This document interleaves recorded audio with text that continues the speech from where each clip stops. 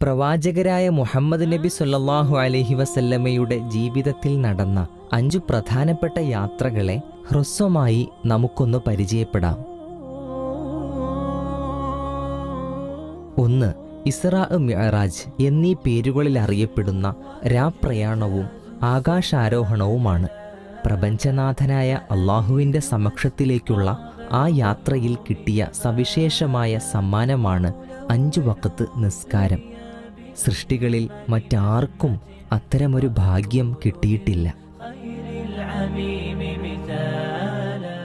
മക്കയിൽ നിന്ന് മദീനയിലേക്കുള്ള ചരിത്രപ്രസിദ്ധമായ ഹിജ്റ ചരിത്രത്തിൻ്റെ ഗതിയെ മാറ്റിമറിച്ച മഹാപ്രയാണമാണ്. മക്കയിലെ പ്രതിയോഗികളുടെ പീഡനങ്ങൾ എല്ലാ പരിധിയും ലംഘിച്ചപ്പോഴാണ് അനിവാര്യമായ ഈ പലായനം നടക്കുന്നത്.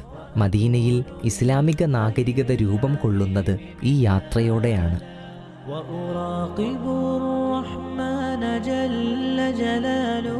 പ്രവാചക ചരിത്രത്തിലെ ഏറ്റവും വൈകാരികമായ ചരിത്രാനുഭവമാണ് ത്വായിഫിലേക്കുള്ള യാത്ര. ശത്രുബത്സനങ്ങളിൽ നിന്നും തനിക്ക് സംരക്ഷണമേകിയ അബൂത്വാലിബ് വിട പറഞ്ഞതോടെ സഹായം പ്രതീക്ഷിച്ചാണ് തിരുനബി ത്വായിഫിലെത്തുന്നത്. പക്ഷേ അവർ അവിടുത്തെ കല്ലെറിഞ്ഞും കൂക്കി വിളിച്ചും തിരിച്ചയച്ചു.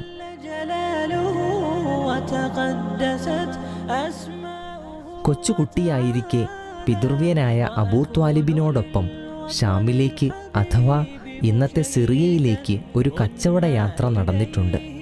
ആ യാത്രയിലാണ് ജൂത പണ്ഡിതനായ ബഹീറയെ കാണുന്നത്. ഭാവിയിൽ നിയോഗിതനാകാനിരിക്കുന്ന പ്രവാചകനാണ് ഈ കുട്ടിയെന്ന് അദ്ദേഹം അന്നേ തിരിച്ചറിഞ്ഞു.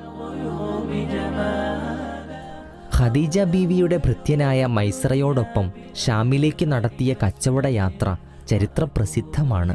ഈ യാത്ര 24-ാം വയസ്സിലായിരുന്നുവെങ്കിൽ 20-ാം വയസ്സിൽ അബൂബക്കർ സിദ്ദീഖ് റളിയല്ലാഹു അൻഹുവിനോടൊപ്പം ഷാമിലേക്ക് നടത്തിയ മറ്റൊരു യാത്രയെക്കുറിച്ചും ചരിത്രഗ്രന്ഥങ്ങളിൽ പരാമർശമുണ്ട്.